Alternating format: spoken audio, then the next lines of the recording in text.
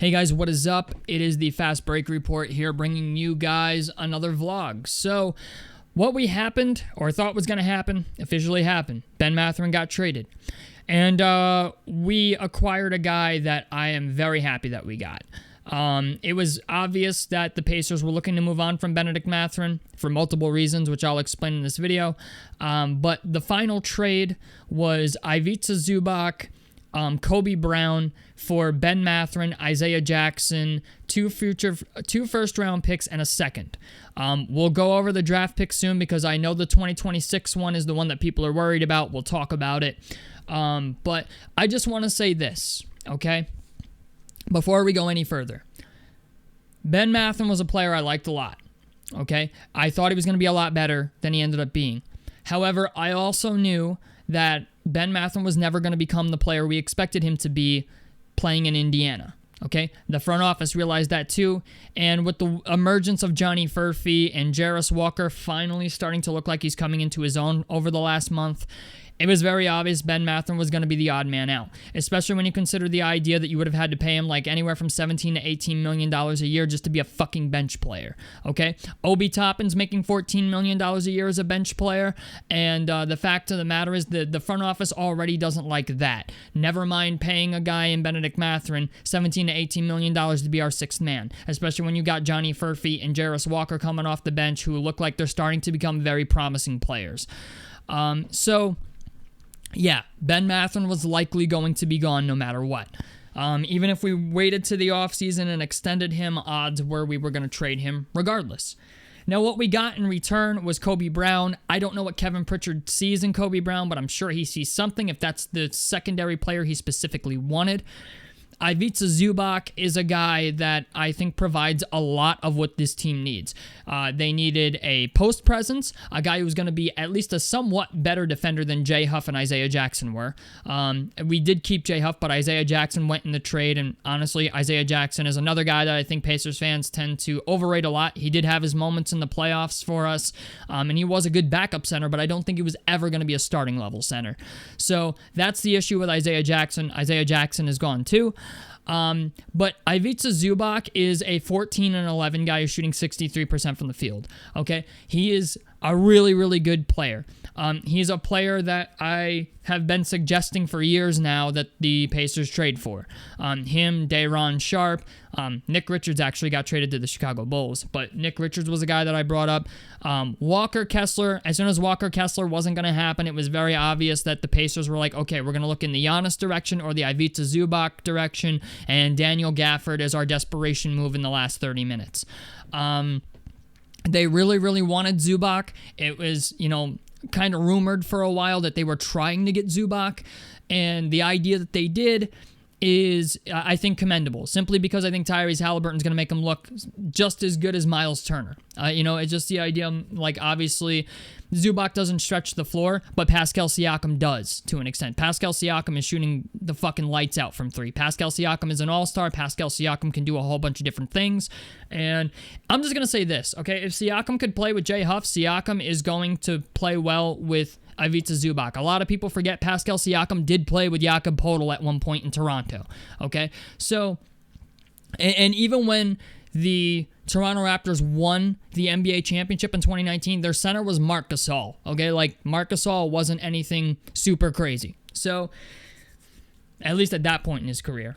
So, it's just the idea, right?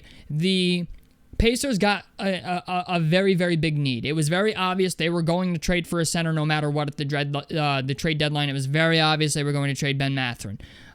So getting rid of Mathurin, I get it. It stings, it sucks, but it's over with, okay? And regardless of what you think of the trade, the fact of the matter is, okay, we needed a starting level center, and Zubac is a starting level center. Now, let's talk about that 2026 first round pick, because I know that's something that a lot of people are worried about.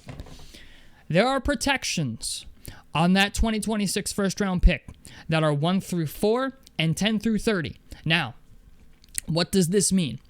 This means that if our draft pick for 2026 ends up anywhere in the 1 through 4 range or the 10 through 30 range, it becomes a 2031 first-round pick that the Clippers will be receiving and not the 2026.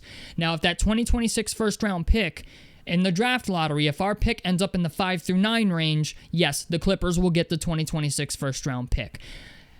However, what does this mean?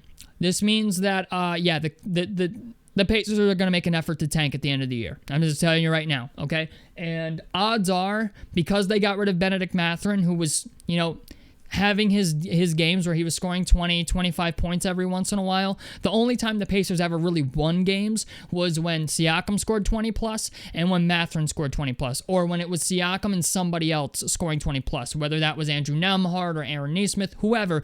But Benn Mathurin, being a guy who pretty much exclusively scored, didn't pass the ball much, was an okay defender, wasn't like anything to call home about defensively, okay? The idea that they got rid of him more solidifies the idea that that pick will likely end up in the 1 through 4 range. So, yeah, while you gave up Benn Mathurin, understand that the reasons you gave up Benn Mathurin were so you basically got to keep the 2026 pick, even though you offered it, okay? You were still likely going to be able to keep it, but you also weren't going to have to pay $17 to $18 million for a bench player. And you let him go to Los Angeles where he can become the player that we all think he's going to be. And you know what? Odds are, if he gets to play against Kawhi Leonard in practice, yeah, Benn Mathurin is likely going to become a significantly better basketball player.